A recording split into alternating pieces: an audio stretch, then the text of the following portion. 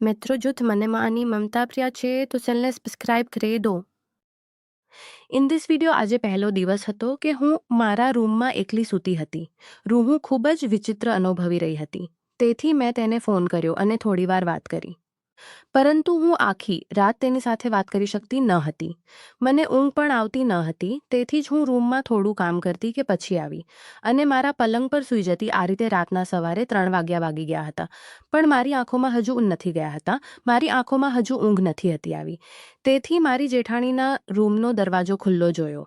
મેં વિચાર્યું કે કદાચ ઉનાળો છે, આ કારણે તેને રૂમનો દરવાજો ખુલે પછી હું ટેરેસ પર આવી ગઈ હતી અને લાંબા સમય સુધી ટેરેસ પર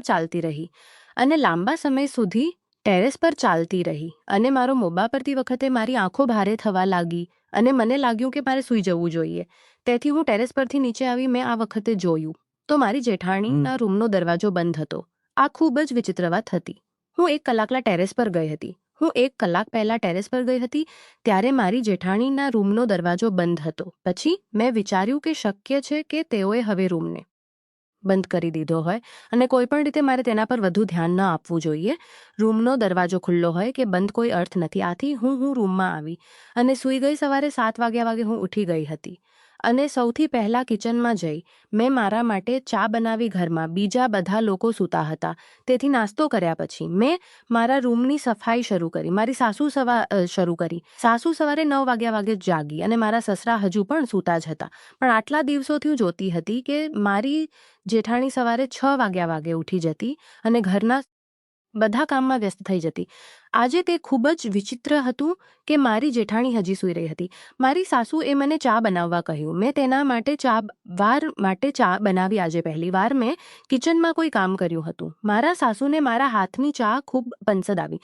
મેં મારા સાસુને કહ્યું, મમ્મી, ભાભીની તબિયત સારી તો છે ને? તે આજે ઘણા સમયથી સૂઈ રહી છે? તો તે મને કહેવા લાગી, હા। મેં તેને મોડું ઉઠવાનું કહ્યું। હવે તું ઘરે આવી ગઈ છે, તેથી જ ઘરનું બધું કામ તું જ આશ્ચર્ય થયું। મારી સાસુ કહેવા લાગી, આંચલ છેલ્લા 5 વર્ષથી ઘરનું ધ્યાન રાખે છે। તેનો પતિ ઘરમાં નથી, તેમ છતાં તે ઘરનું તમામ કામ કરે છે। હવે તું તેને આરામ આપ અને ઘરનું કામ કર અને સાથે તારા સાસુ, સસરા અને જેઠાણીની સેવા પણ કરો। આ વાત પર મેં મારી સાસુને કંઈ કહી નહીં અને ચૂપચાપ પોતાનું કામ ચાલુ રાખ્યું। મને ખૂબ જ વિચિત્ર લાગ્યું કે મારી જેઠાણીના લગ્નને 5 વર્ષ થયા છે। આમાં શું બહુ મોટી વાત હતી અને આંચલ ભાભી વિધવા હોવા છતાં ઘરની વહુ પણ હતી અને તે પણ અહીં જ રહેતી હતી। જો એમ હોય તો ઘરનું કામ કરવાની જવાબદારી તેમની પણ છે। હવે એવું નથી કે હું તેના ઘરે આવી ગઈ તો તે કોઈ કામ નથી કરે। ગમે તે હતું, પણ હું ઘરની વહુ હતી અને મારા લગ્નને થોડા દિવસો જ થયા હતા। ઘરના બધા કામ મને સોંપવામાં આવ્યા હતા।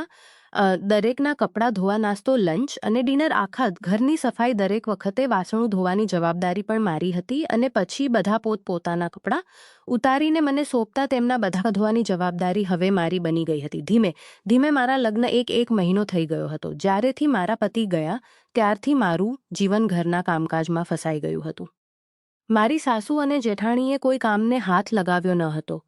જ્યારે મારા સસરા રોજ સવારે તેમના કામ માટે નીકળી જતા હતા અને જેઠાણી ખૂબ જ સુંદર હતી, એ વિધવા હતી, તેના દિલમાં પોતાના પતિ માટે ગમ હતો, પરંતુ તેમ છતાં તેની સુંદરતામાં કોઈ ઘટાડો થયો ન હતો। એવું કહેવાય છે કે જ્યારે કોઈ વ્યક્તિ સ્વસ્થ અને સુંદર હોય અને તેના પર કોઈ દુખાવે છે તો તે વ્યક્તિ સંપૂર્ણપણે બદલાઈ જાય છે। પણ મારી જેઠાણી તો દિવસે ને દિવસે સુંદર થતી જતી હતી, સાથે હવે તે ઘરનું કોઈ કામ ન કરતી હોવાથી તે વધુ સુંદર દેખાવા લાગી। હું સૌંદર્યમાં મારી જેઠાણી કરતાં થોડી ઉતરતી હતી। એવું ન હતું કે હું સુંદર નથી, હા, બસ એટલું હતું।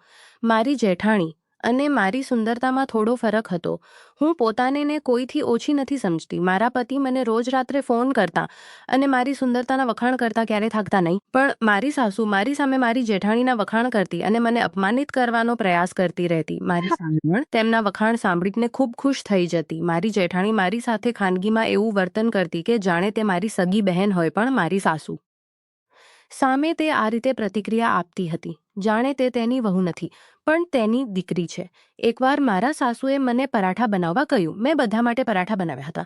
રાત્રે જ્યારે અમે બધા સાથે જમવા બેઠા તો મારી સાસુએ બધા પરાઠા ફેંકી દીધા અને કહ્યું કે આ તે શું બનાવ્યું છે? આ પરાઠા છે? મારી જેઠાણી મારી સાસુ તરફ જોઈને કહેવા લાગી, અરે મમ્મી શાંત થાવ, આટલું ગુસ્સે થવું તમારા સ્વાસ્થ્ય માટે સારું નથી. જ્યારે મારા પણ મારી જેઠાણીની હામાં હા કહી રહ્યા હતા, પણ હું ખૂબ શરમ અનુભવી રહી હતી. મારા સાસુએ બધાની સામે મારા ભોજનનું અપમાન કર્યું હતું. મારા સાસુએ કહ્યું કે આ પરાઠામાં ઘણું બધું મીઠું છે. જ્યારે મેં પરાઠા ચેક કર્યા તો તેમાં સાચે જ ઘણું મીઠું હતું. આજે મારાથી મીઠું વધારે પડી ગયું હતું. પણ જે રીતે મારી સાસુએ મારી સાથે વર્તન કર્યું તેનાથી મારું દિલ દુખી ગયું. હું જે સાસુને સારી માનતી હતી તે મારી સાથે ખૂબ ખરાબ વર્તન કરતી હતી. હું ખરાબ રીતે રડમાં જાઉં. હું દોડીને મારા રૂમમાં આવી. મેં ખાવાનું પણ ખાધું ન હતું, પણ મને સંભળાતું હતું કે મારા સસરા મારી તરફથી બોલતા હતા અને મારી સાસુને ઠપકો આપતા હતા. કહેતા હતા કે તારે વહુનું આટલું અપમાન કરવું જોઈતું ન હતું. જો તે સૌરભને બધું કહેશે તો તે પણ ગુસ્સે થઈ જશે. મારી સાસુ કહેવા લાગી, થતો હોય તો ભલે થાય, તેની પત્ની કેવી છે તો જો તેને તેની પત્નીએ બનાવેલું ભોજન ખાધું હોત તો તે પણ તેને ઠપકો આપત. મારી સાસુ કહેતી હતી કે તમારે વહુ તરફ બોલવાની કોઈ જરૂર નથી. મારા સસરા હંમેશા મારી સાસુથી ડરતા હતા અને જ્યારે મારી જેઠાણી કોઈ કામ કરતી ન હતી અને તેને મારી સાસુ એ જ કહ્યું હતું કે હવે તારી દેવરાની આવી ગઈ છે, તેથી તારે ઘરનું કોઈ કામ કરવાની જરૂર નથી. સાસુ અને વહુ બંને એક જ રૂમમાં બેસીને એકબીજા સાથે વાતો કરતા. મારા સાસુ કહેતા કે મારી મોટી બિલકુલ મારી દીકરી જેવી છે અને આ વાત મને બહુ દુઃખી કરતી હતી અને તેની મારી સાથે આમાં કોઈ કસર છોડતી ન હતી. તેમ છતાં મારી સાસુ મારી સાથે આવું વર્તન કરતી. હું ખૂબ રડતી હતી. મારા પતિને ફોન કર્યો અને તેની માતાએ મારી સાથે જે રીતે અપમાન કર્યું તે વિશે બધું કહ્યું. મારી વાત સાંભળ્યા બાદ મને તે જ ક્ષણે મારી સાસુને ફોન કરવા કહ્યું. આટલું કહીને મારા પતિએ કોલ ડિસ્કનેક્ટ કરી દીધો. થોડા સમય પછી મારા પતિનો ફોન આવ્યો અને તેણે મને પ્રેમથી સમજાવવાનું શરૂ કર્યું અને કહ્યું કે તું ચિંતા કરીશ નહીં. મેં મમ્મીને સમજાવી છે કે તે તારી સાથે આવું ક્યારેય નહીં કરે. મમ્મી દરેક વાત માટે મારી પાસે માફી માંગતી હતી છે. મમ્મીએ એ મને ખાતરી આપી છે કે તે ભવિષ્યમાં આવું થતી. ચિંતા કરીશ નહીં. મમ્મીએ સાંભળીને મારા ચહેરા પર થોડી ખુશી આવી હતી, પરંતુ મારા પતિની વાત સાંભળીને મારા ચહેરા પર થોડી ખુશી આવી હતી. પરંતુ મારા પતિની આગલી વાતે મને વિચારમાં નાખી દીધી. તેને કહ્યું, જુઓ પાયલ નાની, પણ તારે પણ સહન કરવું જોઈતું હતું. રડીને તે મારી માં વિશે મારી સાથે ફરિયાદ કરી. એ મને ગમ્યું નહીં. મમ્મી પણ મને કહી રહી હતી, આ તો આપના ઘરની વાત છે તો તારે મમ્મી પાસે જ ઉકેલવી જોઈતી હતી. ચાલ, આજે તારી આ ભૂલ થઈ છે અને મેં મમ્મીને પણ સમજાવી છે, પણ હવેથી ઘરની બાબતોનું નિરાકરણ ઘરે જ કરવું જોઈએ. એ વાતનું ધ્યાન રાખજે. હું મારા પતિની વાત સાંભળીને ચૂપ થઈ ગઈ અને સમજી ગઈ કે તેની માતાએ તેને આ શીખવ્યું હશે. કોઈ પણ રીતે દરેક ઘરની આ જ કહાની છે કે દરેક પુત્ર તેની માતાના પલ્લુ સાથે બંધાયેલ હોય છે. ભલે મારા પતિ મારી તરફેણમાં ચાલ્યા હતા, પરંતુ સાથે જ તેણે મને ભવિષ્યમાં તેની માતાની ફરિયાદ ન કરવાની ચેતવણી પણ આપી હતી. હું બિલકુલ સમજી શકતી ન હતી કે આ ઘરમાં શું થતું હતું. મારા પતિ જ્યાં સુધી આ ઘરમાં હતા ત્યારે આ લોકો ખૂબ જ સરસ હતા. બધાનું મારા પ્રત્યેનું વર્તન બદલાઈ ગયું હતું. બીજે દિવસે અમારા ઘરે પાડોશથી મહિલાઓ આવી હતી. મેં જોયું કે આગલી રાત્રે જે થયું તેનાથી મારી વાત કરતી ન હતી. જેઠાણી મારી સાથે સરસ હતી અને મારી જેઠાણી સામે મને અવગણતી હતી. જ્યારે વિસ્તારની કેટલીક મહિલાઓ આવી ત્યારે મારી સાસુ તેમની સાથે બેઠી હતી અને વાત કરી રહી હતી. જ્યારે બીજા મારી જેઠાણી વિશે કહેવા લાગી કે તારી મોટી વહુ બહુ સુંદર છે. અમે તારી પુત્ર વધુના વખાણ કરીએ છીએ કે તેના સાસુ સસરાની સેવા કરવાના કારણે તેને બીજા લગ્ન પણ નથી કર્યા અને પતિ વિના જીવન જીવી રહી છે. મારી સાસુનું નામ લઈને તેને કહ્યું કે તું ખરેખર ખૂબ નસીબદાર છે કે આવી વહુ મળી. મારી જેઠાણી તેના વખાણ સાંભળીને હસતી હતી. હું એ બધા માટે કિચનમાં ઊભી રહી ચા બનાવતી હતી અને તેના શબ્દો મારા કાનમાં આવી રહ્યા હતા. જ્યારે બીજી મહિલા કહેવા લાગી કે તારી મોટી વહુ વખાણને પાત્ર છે. હવે મને કહે કે તમારી નાની વહુ કેવી છે. તમારી નાની વહુના લગ્ન થયાને 1 મહિનાથી વધુ સમય થઈ ગયો છે. મારી સાસુ તેને કહેવા લાગી, દરેક વહુ મારી આંચલ વહુ જેવી નથી હોતી. નાની વહુ કહેવા માટે સરસ છે, પરંતુ જો તમે કોઈ પણ બાબતમાં તેને સમજાવો તો તે તરત જ તેના પતિને ફરિયાદ કરે છે. હું તમને શું કહું, ગઈ રાતે પરાઠામાં એટલું મછી મારું મીઠું નાખી દીધું. મેં તો હજુ એટલું જ કહ્યું કે વહુ મીઠું થોડું વધારે પડી ગયું છે. તો વહુએ તેના પતિને ફોન કર્યો અને ત્યારબાદ તેનો પતિ ફોન પર મારી સાથે ખૂબ લડ્યો અને મારા પુત્ર પાસે માફી માંગવી પડી. મારી સાસુએ જે કહ્યું તે સાંભળીને હું આશ્ચર્યચકિત થઈ ગઈ. જ્યારે મારી સાસુ સાથે બેઠેલી મહિલાઓ પણ કહી રહી હતી મને મારી સાસુ પર ખૂબ ગુસ્સો આવતો હતો. તે વિસ્તારની મહિલાઓ સામે મને બદનામ કરતી હતી. બીજે દિવસે રાત્રે મને ફરીથી ઊંઘ ન આવી. હું મારો રૂમ બંધ કરી ટેરેસ પર જઈ રહી હતી. જ્યારે અચાનક મારી નજર જેઠાણીના રૂમ તરફ ગઈ, પણ આ જોઈને મારા પગ નીચેથી જમીન સરકી ગઈ કે મારા સસરા ચૂપચાપ મારી જેઠાણીના રૂમમાંથી બહાર નીકળીને પોતાના રૂમ તરફ જતા હતા. અચાનક જ્યારે મારા સસરાની નજર મારી સામે પડી ત્યારે તેઓ ખૂબ જ પરેશાન દેખાયા. મધરાતે જેઠાણીના રૂમમાં મારા સસરાને શું કામ હતું, હું કશું સમજી શકતી ન હતી. હું ટેરેસ પર ગઈ અને થોડી વાર પછી આવી અને સૂઈ ગઈ. બીજા દિવસે સાંજનો સમય હતો. જ્યારે મારી સાસુ ક્યાંક જઈ રહી હતી તેણે મને આ વિશે કશું કહ્યું ન હતું કે તે ક્યાંક જાય છે. જ્યારે મારી જેઠાણી તેના વિશે બધું જ જાણે હતી. રાત્રિ માટે રસોઈ કરવાની હતી અને મને શું બનાવવું તે અંગે કોઈ ખ્યાલ ન હતો. હું આ બધું વિચારી રહી હતી ત્યારે અચાનક મારી જેઠાણી રૂમમાં મેં વિચાર્યું કે જમવા વિશે. હું મારી જેઠાણીને પૂછ્યું કે શું બનાવવું છે.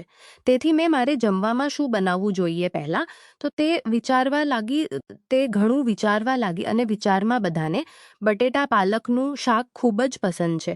મેં કહ્યું ઠીક છે, હું રાત્રે બટાકા પાલકનું શાક બનાવી નાખીશ.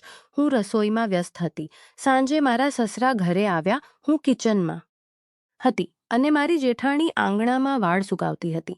બહાર ગરમીના કારણે તે સાંજે સ્નાન કરીને બહાર આવી હતી.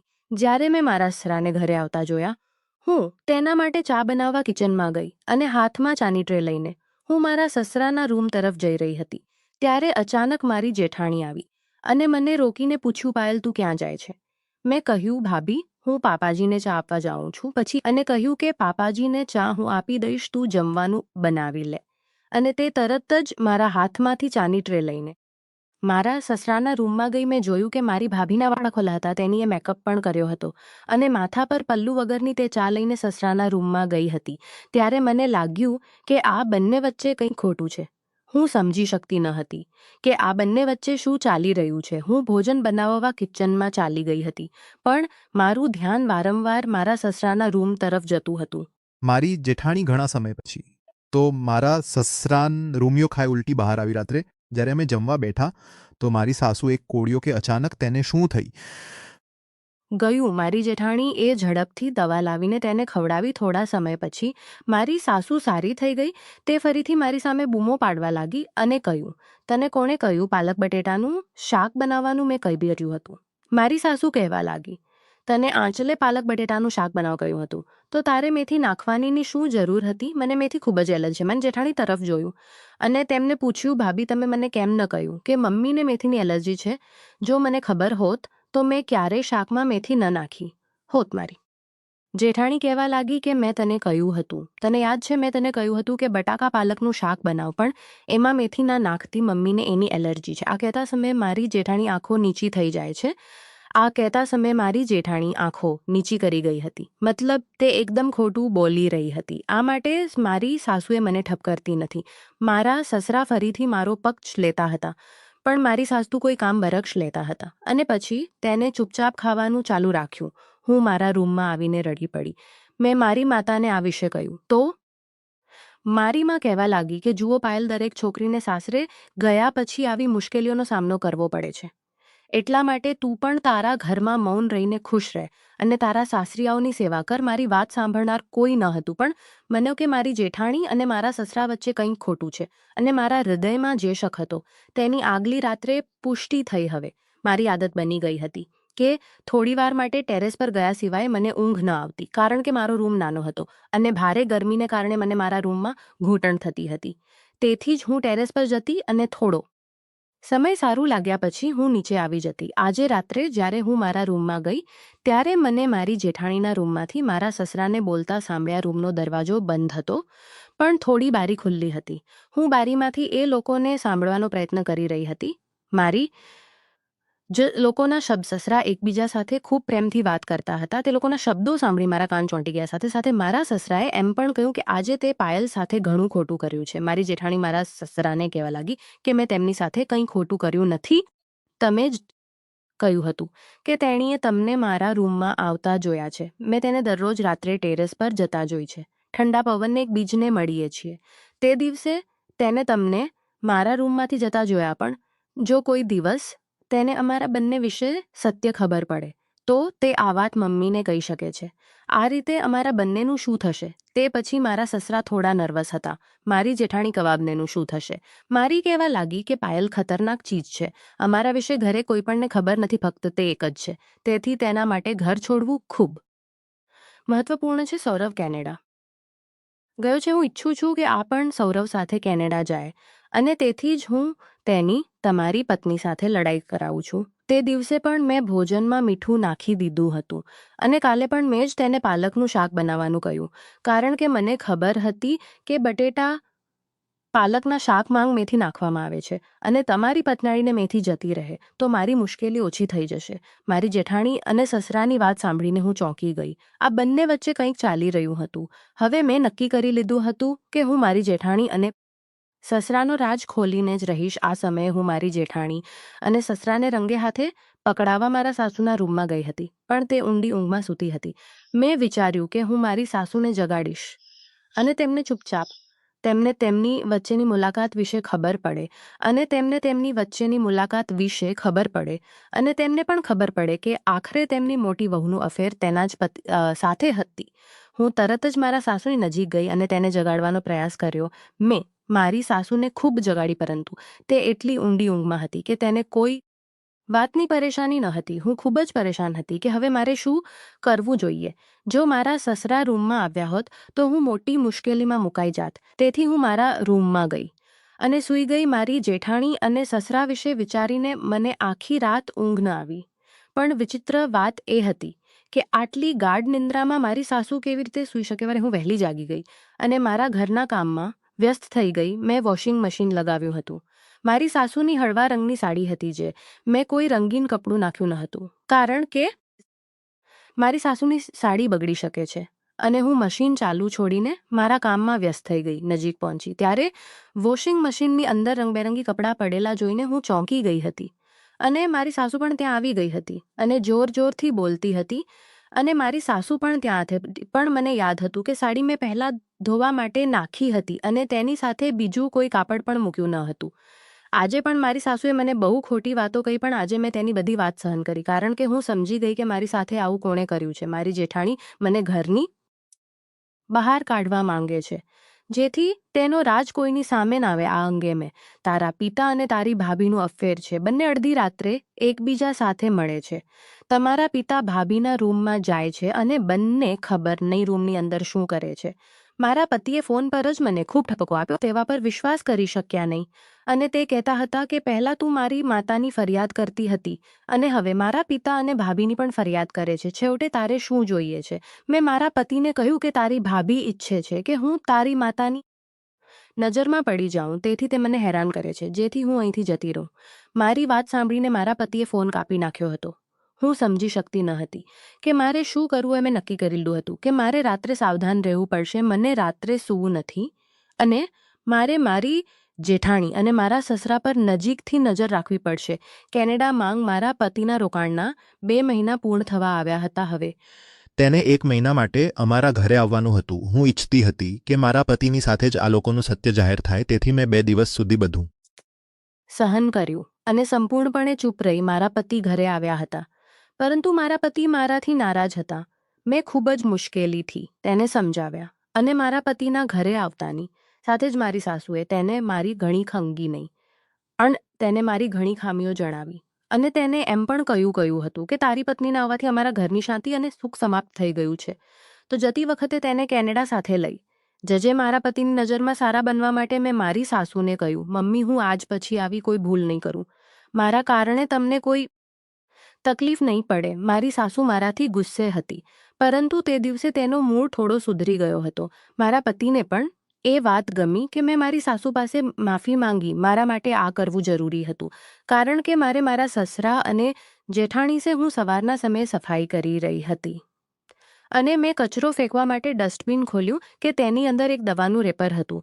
તે મને કચરો ફેંકવા માટે સફાઈનું રેપર હતું. મેં મારી સાસુની દવાઓ જોઈ હતી. તેને ડાયાબિટીસ હતી, જ્યારે મારા સસરા એકદમ ફિટ હતા. તેને કોઈ તકલીફ ન હતી કે ઘરમાં બીજું કોઈ સારવાર લઈ રહ્યું ન હતું. જ્યારે મેં તેને ઉપાડીને જોયું તો હું દંગ રહી ગઈ. તે તો ઊંઘની ગોળીનું રેપર હતું, પણ ઘરમાં મૂની ગોળીઓ કોણ લઈ રહ્યું હતું? ત્યારે મારી સાનક ધ્યાન પર આ વાત આવી. તે રાતે હું મારી સાસુને જ જગાડવાનો પ્રયાસ કરી રહી હતી, પણ તે હલતી પણ ન હતી. તેનો અર્થ આ હતો કે આ દવાઓ મારી સાસુ લઈ રહી હતી, અને તે દિવસે પણ તેને ઊંઘની દવા લીધી હતી. અમારી વાતચીત દરમિયાન મેં મારા પતિને પૂછ્યું હતું કે શું માતા ઊંઘની દવાઓ લે છે, તો મારા પતિએ મને કહ્યું કે ના, તે ડાયાબિટીસની જ દવા લે છે. હવે હું થોડું સમજી રહી હતી હોય કે ના હોય કામ, તો આ દવાઓ મારી જેઠાણી અથવા મારા સસરા મારી સાસુને આપી રહ્યા હતા. મારા સસરા અને મારી જેઠાણી હજુ અડધી રાત્રે એકબીજાને મળતા હતા. મારા પતિ ઘરે આવ્યા ત્યારથી હું ટેરેસ પર ગઈ ન હતી, અને મારા સાસુ એડમાં સરી પડતી હતી, અને મારા સાસુએ પણ ઊંઘની દવા પીટ લેતી હતી, અને તેનો લાભ લઈને મારા સસરા અને જેઠાણીમાં બંધ રહેતા હતા, અને તેનો લાભ લઈને મારા સસરા અને જેઠાણી રીતે લાવવું તે મને સમજાતું નડતા હતા. પણ હવે મેં એક પ્લાન બનાવી લીધો હતો. મેં મારા પતિ અને મારી સાસુને કહ્યું કે મારા માતા પિતાએ અમારા સમગ્ર પરિવારને આમંત્રણ આપ્યું છે. તેમને અમને રાત્રિ ભોજન માટે આમંત્રણ આપ્યું છે. મને ખબર હતી કે મારી જેઠાણી ક્યારે મારા માતા પિતાના ઘરે નહીં જાય, કારણ કે મારી જેઠાણી ક્યારે ઘરની બહાર નીકળતી ન હતી. બીજા દિવસે હું મારા પતિ, સાસુ અને સસરા સાથે મારા માતા પિતાના ઘરે ગઈ. અમે મોડી રાત્રે જમ્યા, જેથી અમને મોડું થાય. મારું માયકું મારા સાસરિયાના ઘરથી ઘણું દૂર હતું. રાતના સવારે 11 વાગ્યા હતા જ્યારે મારી સાસુએ ઘરે જવાનું કહ્યું. મેં મારી માતાને મારી આખી યોજના જણાવી દીધી હતી. મારી માતા મારી યોજનામાં જોડાઈ ગઈ હતી અને મને સહારો આપી રહી હતી. તેથી મારી મમ્મીએ મારા પતિ અને સાસુને આજની રાત રોકાવા કહ્યું હતું. તેણે કહ્યું કે તમે બધા કાલે સવારે ચાલ્યા જજો. વહી વાહનની પણ સમસ્યા છે. તમે લોકો આટલી મોડી રાત્રે કયા જશો? મારી યોજના પ્રમાણે મારા સસરાએ અમારા ઘરે રહેવાની સ્પષ્ટના પાડી દીધી હતી. કહ્યું હતું તે જેઠાણી સાથે મળી શકે. મારી માતા અને મારી ભાભીએ મારા પતિ અને સાસુને જીત કરી હતી, એટલા માટે તેઓ અમારા ઘરે જ રોકાયા ગયા હતા. મારો ભાઈ તેની બાઇક પર મારા સસરાને ઘરે મૂકવા ચાલ્યો ગયો હતો. આજે રાત્રે મારી જેઠાણી અને મારા સસરાનો રસ્તો સાફ હતો, પરંતુ તેઓને તે ખબર ન હતી કે તે લોકો મારી યોજનામાં ખરાબ રીતે ફસાઈ ગયા છે. હજુ બહુ સમય થયો ન હતો. હું રાત્રે 3 વાગ્યાની ઉત્સુકતાપૂર્વક રાહ જોઈ રહી હતી. આજે મારી સાસુ પણ કહેતી હતી કે આજે મને કેમ ઊંઘ નથી આવતી. આમ તો હું વહેલી સૂઈ જાઉં છું. રાતના સવારે 3 વાગવાના હતા, અને મેં મારી સાસુ અને પતિને કહ્યું કે ભાભી અને પિતાજીનું અફેર ચાલે છે. મારી વાત સાંભળીને મારા સાસુ અને મારા પતિને વિશ્વાસ ન આવ્યો. જ્યારે મારા પતિ મારા પર ખૂબ ગુસ્સે થવા લાગ્યા, અને નીચા પરિવારના સભ્યોને ખ્યાલ ન આવે કે તે મારી સાથે લડી રહ્યા છે. મારી સાસુ પણ મારા પતિને કહેવા લાગી, જુઓ મેં કે તે મારી સાથે લડી રહ્યા છે. તને કહ્યું હતું કે તારી પત્ની બહુ હોશિયાર છે. તે તેના સસરાને દોષી ઠેરવી રહી છે. તેથી જમેન તેમને કહ્યું કે જો તમે લોકો મારી વાત માનતા નથી, તેથી જમેન તેમને કે જો તમે આજ ક્ષણે મારી સાથે ઘરે ચાલો, કારણ કે આ બંને મધ્યરાત્રિ જ મળે છે, તો તમે. મારી સાસુને પણ કહ્યું હતું કે તમને ઊંઘની દવા આપવામાં આવે છે, જેથી તમે ગાઢ ઊંઘમાંથી રૂમમાંથી બહાર નીકળીને ભાભીના રૂમમાં પહોંચી જાય છે. મેં તે દવા મારા સાસુને પણ બતાવી પહોંચી જાય છે, અને કહ્યું હતું કે આ દવા તમને આપવામાં આવે છે. મારી સાસુ તે દવાને ઓળખી શકી ન હતી, કારણ કે તેને રાત્રે દૂધમાં ભેળવીને દવા આપવામાં આવતી હતી. પરંતુ આજે મારા પતિએ કહ્યું હતું કે જો આ ખોટું હશે તો હું છૂટાછેડા આપીશ. મને પણ આ વાતની ખાતરી હતી. મેં કહ્યું હતું કે એકવાર તમે મારી સાથે ઘરે આવો અને તમારી પોતાની આંખોથી બધું જોશો તો હું તમે કહેશો તેમ કરીશ હું. અને મારા પતિ અને મારી સાસુ સહિત અમે ત્રણેય જણ એ જ સમયે ઘરની બહાર નીકળ્યા અને અડધા કલાક પછી ઘરે પહોંચ્યા. મારા એકદમ ચૂપચાપ ઘરની ચાવી હતી. મેં મારા પતિને કહ્યું કે ધીમે તાળું ખોલો, જેથી કોઈને અમારા આગમનની ખબર ન પડે. જ્યારે અમે અંદર પહોંચ્યા તો મારા સસરા અને જેઠાણીનો અવાજ આવી રહ્યો હતો, પણ આ અવાજ મારી જેઠાણીના રૂમમાંથી આવતો ન હતો. પણ આજે મારી જેઠાણી મારા સસરાના રૂમમાં હાજર હતી. મારા સસરા મારી જેઠાણી સાથે પ્રેમથી વાત કરી રહ્યા હતા અને તેને કહેતા હતા કે આજે એવું લાગ્યું જાણે તું મારી પત્ની છે આટલા લાંબા સમય પછી. આજે તને મારા રૂમમાં જોઈને હું ખૂબ જ ખુશ છું. વહુના માતા પિતાએ ખૂબ સારું કામ કર્યું છે કે તે લોકોને રોક્યા હું. અને મારા પતિ ચૂપચાપ આ બધી વાતો સાંભળતા હતા. મારા પતિ આ સહન કરી શક્યા નહીં, અને મારા પતિ રૂમમાં પ્રવેશ્યા, અને તેના પીઠાણી અમને જોઈને ચોંકી ઉઠી હતી, અને તેમની જીભ પર એક જ પ્રશ્ન હતો કે તમે લોકો વહી શું કરો છો, જ્યારે મારી સાસુએ તેના મોઢા પર થપ્પડ મારી અને કહ્યું, ખરાબ સ્ત્રી, મેં તને મારી દીકરી બનાવી હતી અને તું મારા પતિ સાથે આ બધું કરી રહી છે. તને શરમ ન આવી? તે તારા પિતા જેવડો છે. મારા પતિએ પણ મારા સસરાને પૂછ્યું કે આ શું થઈ રહ્યું હતું. તે થયું મારા સસરાએ મોંમાંથી બધું કહ્યું. મારા પતિ અને સાસુ સામે તેનું સમગ્ર સત્ય આવી ગયું હતું. મારી જેઠાણી મારા સસરાનો તેની હવસ માટે ઉપયોગ કરી રહી હતી. મારી જેઠાણીનું આ દુનિયામાં કોઈ ન હતું, એટલે તે ક્યાંય જઈ શકતી ન હતી. મારી જેઠાણી બહુ સુંદર હતી. મારા સસરાએ તેને કાબૂમાં કરી અને તેઓએ મારી સાસુને ઊંઘની દવાઓ આપવાનું શરૂ કર્યું અને તેઓ રાતે એકબીજાને મળતા હતા. મારી સાસુના મગજમાં કદાચ એવું આવે કે તે મારી જેઠાણીના બીજી વાર લગ્ન કરી દે, પણ મારી જેઠાણી ફરીથી લગ્ન કરવા માંગતી ન હતી, કારણ કે તેમનું જીવન અહીં ખૂબ જ સારી રીતે ચાલી રહ્યું હતું. તેથી જ તેને મારી સાસુની એટલી સારી ચાલી રહ્યું હતું. તેથી જ તે મારી સાસુની એટલી ફેવરિટ બની ગઈ હતી કે તે તેને ઘરમાંથી કાઢવાનું વિચારે પણ નહીં. મારા પતિ શરૂઆતથી જ કેનેડામાં રહેતા હતા. તે ક્યારેક ઘરે આવતા હતા, જેથી તેમની વચ્ચે કોઈ આવતું નહોતું. જ્યારે મારા લગ્ન થયા અને મારી જેઠાણીને લાગ્યું કે હું તેનું સત્ય જાણીશ, તેથી તેને મારી સાસુને ભડકાવવાનું શરૂ કર્યું અને તે ઈચ્છતી હતી કે હું કોઈક રીતે મારા પતિ સાથે કેનેડા જાઉં, જેથી તેનો રસ્તો સાફ થઈ શકે. મારા પતિએ નક્કી કર્યું હતું કે તે ઘર છોડીને ચાલ્યા જશે. મારી જેઠાણી અને મારા સસરા હાથ જોડીને માફી માંગી રહ્યા છે, પરંતુ મારી જેઠાણી હાથ જોડીને માફી માંગી રહ્યા છે. પરંતુ મારી જેઠાણી અને મારા સસરા મારી નજરમાં પડ્યું હતું કે હું ખોટી નથી, પણ મારી જેઠાણીએ તેમની સામે મને ખોટી સાબિત કરી હતી. મારી સાસુએ મારી પાસે માફી માંગી. મેં મારી સાસુને માફ કરી દીધી, પણ મારા પતિ તેના પિતા સાથે રહેવા માંગતા ન હતા. આથી બંનેને પોતાના હાલ પર છોડી મારા પતિ મને અને મારી સાસુને લઈ કેનેડા આવ્યા હતા. મારા સસરા અને મારી ભાભીને